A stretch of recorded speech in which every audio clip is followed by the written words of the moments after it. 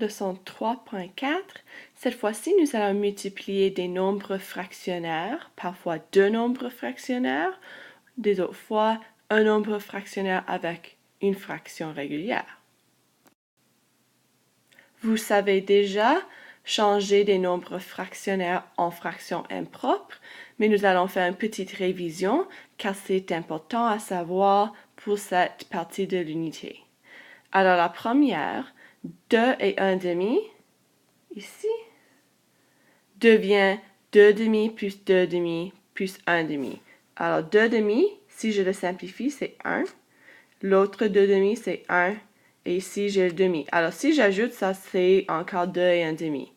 Mais je les ai décomposés et j'ai 2 demi plus 2 demi plus 1 demi. Ça devient 5 demi. N'oubliez pas qu'avec l'addition, le dénominateur doit être le même et ça ne change pas à la fin. Alors, ce qu'on a vraiment fait, c'était d'additionner les numérateurs. 2 plus 2 plus 1 m'a donné mon 5 demi. Alors, 2 et 1 demi est équivalente à 5 demi, mais ça c'est le nombre fractionnaire et ça c'est la fraction impropre. Deuxième exemple, 1 et 1 tiers devient 3 tiers qui est 1 plus l'autre tiers. Alors, mes dénominateurs sont toujours les mêmes. Je fais l'addition de 3 plus 1 qui me donne 4. 1 et 1 tiers en fraction impropre, c'est 4 tiers. Dernier exemple, 4 et 2 septièmes. Alors, j'ai 7 septièmes ici, qui est 1, 7 septièmes, 7 septièmes et 7 septièmes. Voilà mes 4. Ensuite, j'ai le 2 septièmes là. Alors, si je fais 7 plus 7 plus 7 plus 7 plus 2, ça me donne 30.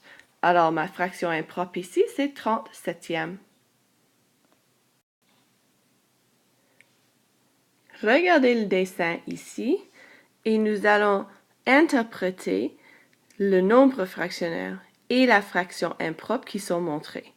Alors, si je regarde ici, je vais commencer avec le nombre fractionnaire.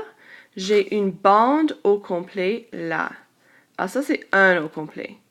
Ici, j'ai une autre bande qui est complètement remplie. Ça, c'est une autre. En bas, ce n'est pas complètement rempli. Si je compte, il y a 1, 2, 3, 4, 5 boîtes. Et il y a seulement une des 5 qui est remplie. Ça veut dire que mon nombre fractionnaire, c'est 2 et 1 cinquième, parce que je fais l'addition des 3 éléments que j'ai ici. 1 plus 1 plus 1 cinquième. Ensuite, la fraction impropre, si je vois qu'il y a 5 des 5 boîtes remplies là, il y a 5 des 5 remplies en bas, et il y a, je sais déjà, 1 des 5. Ça, c'est pour déterminer ma fraction impropre. 5 plus 1, j'ai 11 cinquièmes. Alors, voilà mon nombre fractionnaire et ma fraction impropre pour le dessin qui est montré. Ensuite, sans dessin, sans modèle, vous allez essayer de faire le 2 et 3 quarts en fraction impropre et n'oubliez pas de montrer le travail. Cliquez pause et essayez cette question.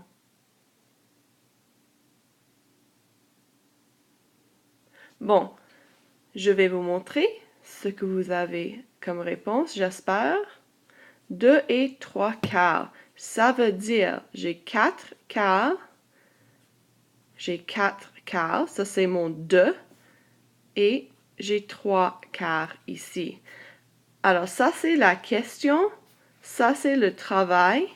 Et voici ma réponse. 4 plus 4, 8, plus un autre 3 devient 11 quarts. Alors, ma réponse est 11 quarts.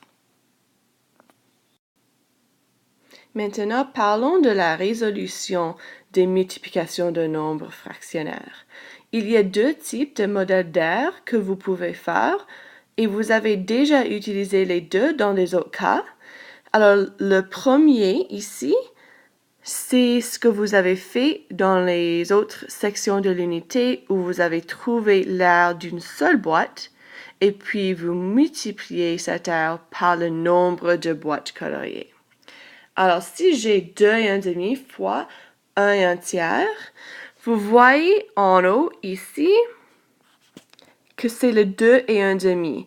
Alors, la raison pour laquelle nous avons pratiqué les fractions impropres, c'est parce que 2 et 1 demi, c'est vraiment 5 demi. Alors, si vous regardez ici, ils ont utilisé la fraction impropre. Ça, c'est 1 demi. Ça, c'est 1 demi. 1 demi. 1 demi et 1 demi. Alors là, c'est 1, 2 et 1 demi. Alors, j'ai représenté mon 2 et 1 demi sur le côté vertical. Avant, je l'avais fait pour me donner une valeur d'1 sur le côté. Par exemple, si j'avais 3 cinquièmes, j'ai mis 5 colonnes pour représenter des cinquièmes et j'ai colorié 3. Mais maintenant, comme nos chiffres sont plus grands qu'1, il faut considérer ça et l'inclure. Alors, nous n'allons pas juste arrêter avec une valeur d'1, nous allons continuer avec le nombre de colonnes nécessaires pour créer la valeur totale donnée. Alors, j'ai 5 colonnes qui me donnent 5 demi, qui a mon valeur de 2 et 1 demi.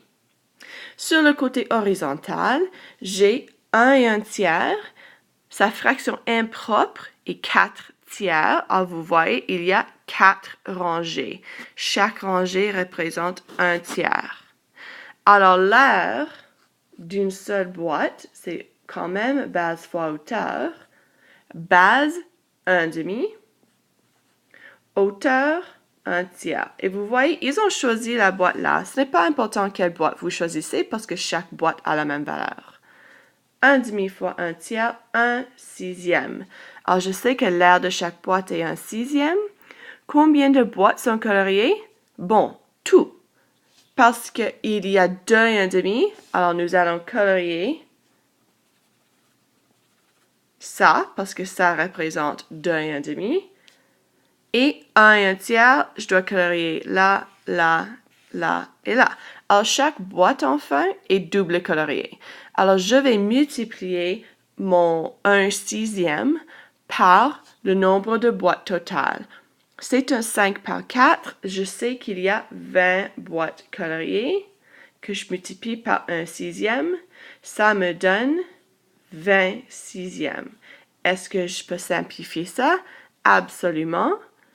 En premier, je vais le simplifier à 10 tiers. Ensuite, je me rends à 3 et 1 tiers. L'autre modèle d'aire, c'est ce que vous avez déjà appris à faire avec la distributivité. Alors, la question est quand même 2 et 1 demi fois 1 et 1 tiers. Et vous voyez en haut, ils ont mis 2 et 1 demi. Chacun a sa propre partie, 1 et 1 tiers. Ensuite, vous allez regarder dans chaque partie de la boîte, 2 et 1, base et hauteur. Alors, 2 fois 1, 2. Ici, j'ai une base d'un demi et une hauteur d'1. Alors, c'est 1 demi fois 1 qui me donne 1 demi. En bas, 2 fois 1 tiers. Alors, j'ai 2 tiers là. Et ici, 1 tiers fois 1 demi qui me donne 1 sixième. Tout ce que je dois faire en prochain, c'est d'additionner tout ça. Alors, j'ai 2 au complet, plus 1 demi, plus 2 tiers, plus 1 sixième. Est-ce que je peux les additionner comme ça? Non. Je dois avoir le même dénominateur. Mon 2, ça va, je peux le laisser. 1 demi, 2 tiers, 1 sixième. Logiquement, le dénominateur le plus simple, c'est 6. Alors, je vais prendre mon 1 demi et je vais multiplier par 1 dans la forme de 3 tiers et j'ai 3 sixièmes. Alors, 1 demi devient 3 sixièmes. Mon 2 tiers je vais multiplier par 1 dans la forme de 2 demi, et j'ai 4 sixièmes. Alors, 2 tiers devient 4 sixièmes. 1 sixième est déjà un sixième. Alors, je le laisse. J'ai 2 plus 3 plus 4 plus 1, 7, 8 sixièmes. Et je peux le simplifier. Ça devient 2 plus 1 et 2 sixièmes. 2 plus 1, 3 et 2 sixièmes, qui est 3 et 1 tiers. Voilà ma réponse finale. Je l'ai simplifiée le plus que possible, ce qui est toujours requis, et j'ai 3 et 1 tiers. Maintenant, vous allez faire 1 et 2 cinquièmes fois 2 et 1 quart avec les deux versions du modèle d'air que je viens de vous montrer. Alors, séparément, il faut faire chaque modèle d'air. Allez-y.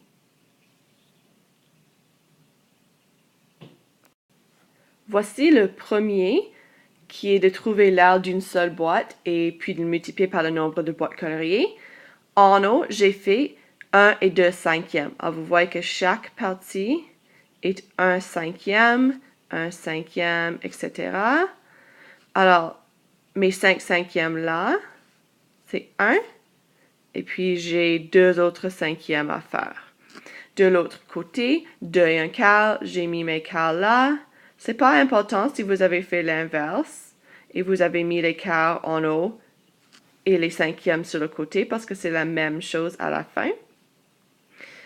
Alors là, j'ai des quarts, ça c'est 1. Ça c'est un autre 1. Et puis ce quart à la fin, 2 et 1 quart. Bon, l'air est base fois hauteur.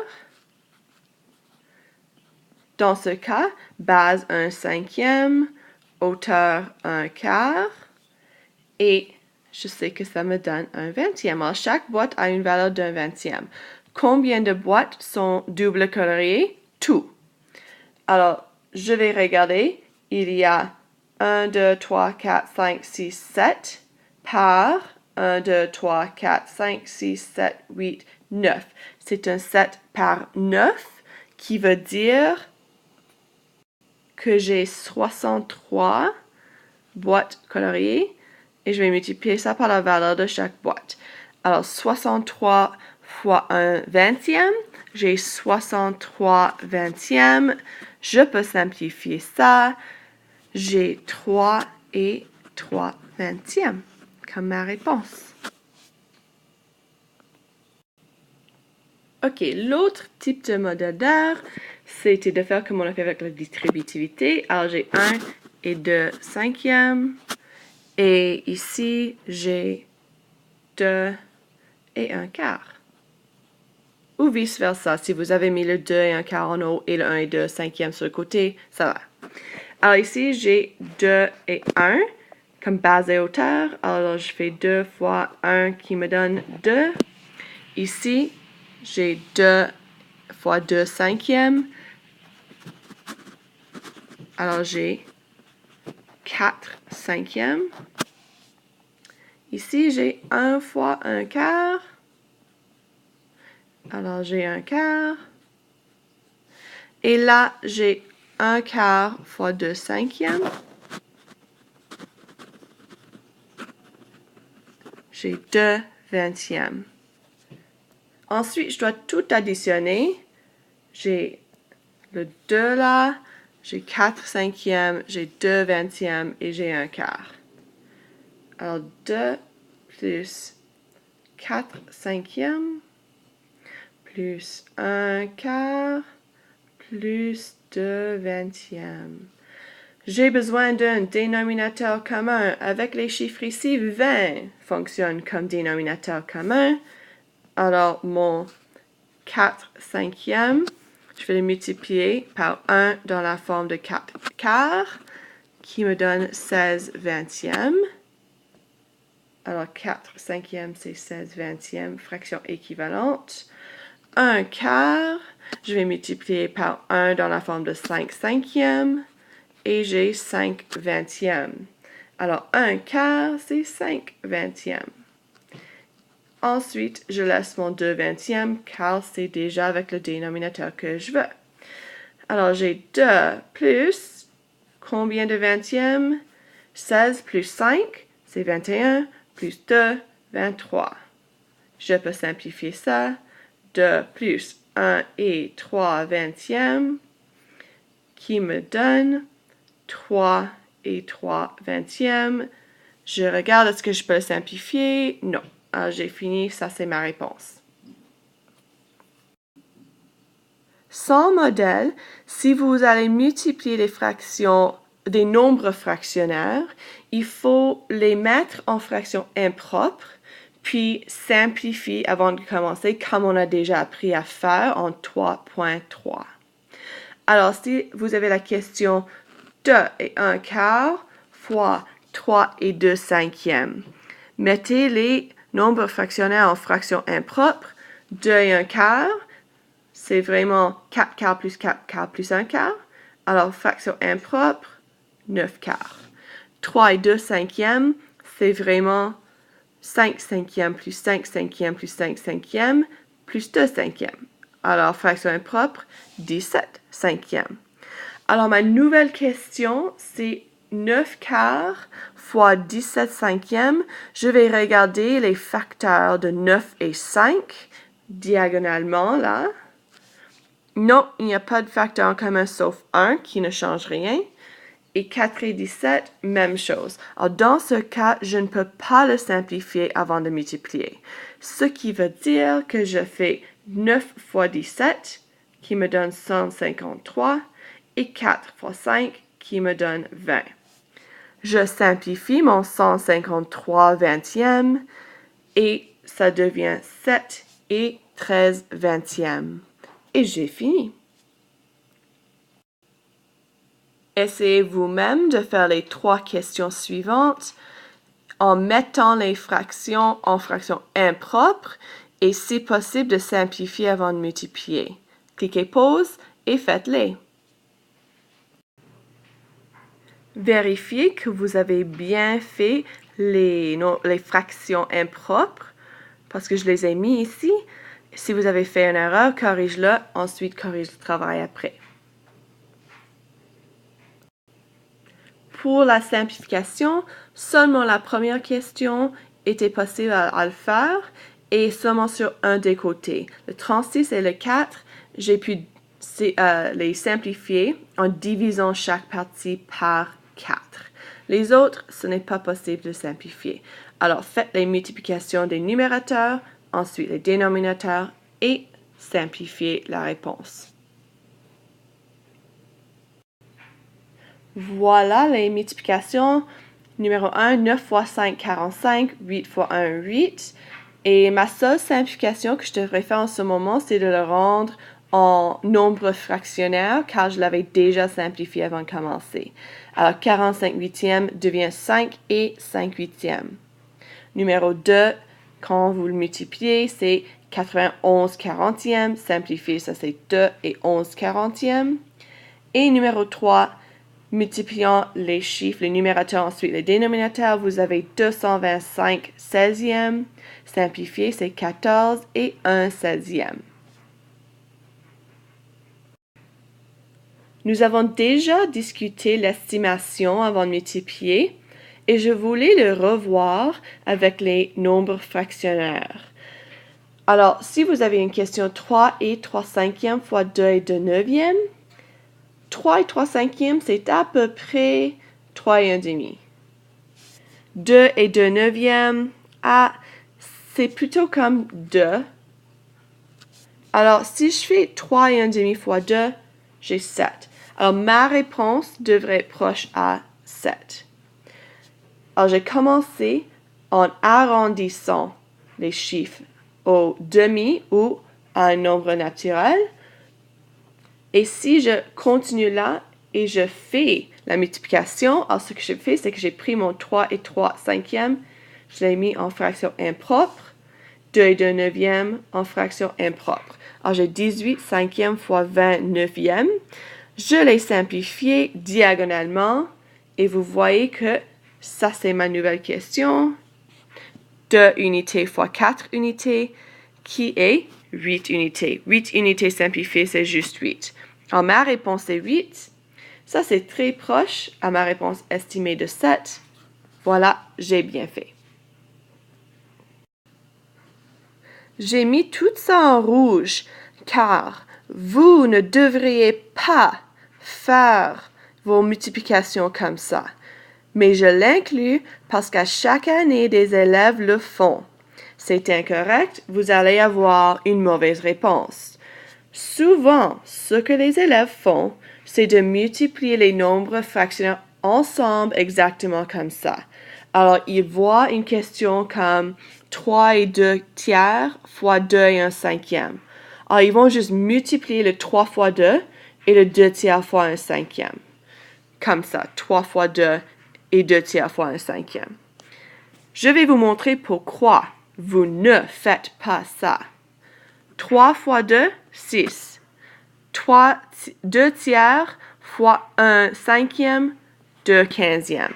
Si vous mettez ça ensemble, vous avez 6 et 2 quinzièmes comme réponse. Mais, je vais vraiment faire la résolution de cette question. 3 et 2 tiers en fraction impropre, c'est 11 tiers. 2 et 1 cinquième en fraction impropre, 11 cinquièmes.